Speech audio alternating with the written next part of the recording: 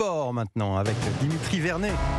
Mon cher Dimitri, c'est le grand jour. Le grand jour pour la Coupe du Monde de basket aujourd'hui. Également pour notre équipe de France qui dispute son premier match de poule face au Canada à 15h30. Le début peut-être d'une aventure magique qui nous conduira jusqu'au titre mondial. En tout cas, on l'espère. C'est un objectif clair affiché par nos Bleus, partagé également par beaucoup de spécialistes qui voient notre tricolore parmi les favoris de cette compétition.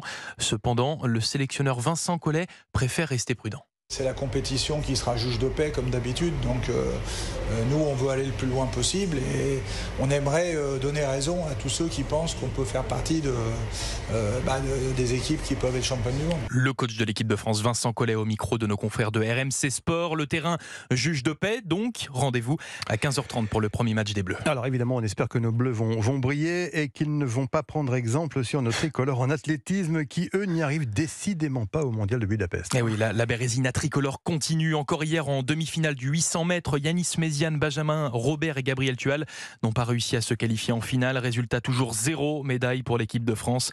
À 3 jours de la fin de ces mondiaux, la crainte du zéro pointé est grande et quasiment tous les espoirs bleu-blanc-rouge reposent sur Kevin Mayer, le double champion du monde en titre de décathlon.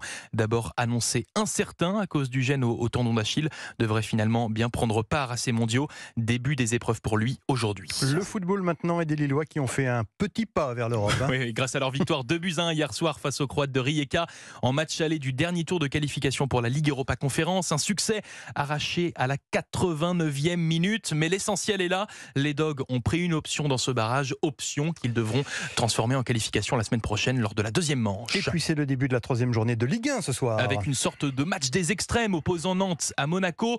Les Monégasques sont en tête du championnat. Les Canaries, eux, sont 16e et déjà en grande difficulté comme la saison passée. 2 défaites en autant de matchs au compteur. Pour l'entraîneur des Nantais, Pierre Aristoui, son équipe doit réussir à sortir de cette spirale négative. La saison dernière, effectivement, on était dans une configuration de peur, tout le monde.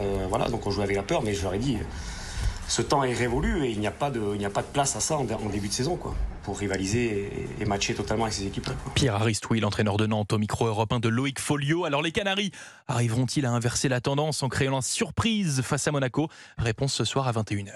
Merci mon cher Dimitri Vernet.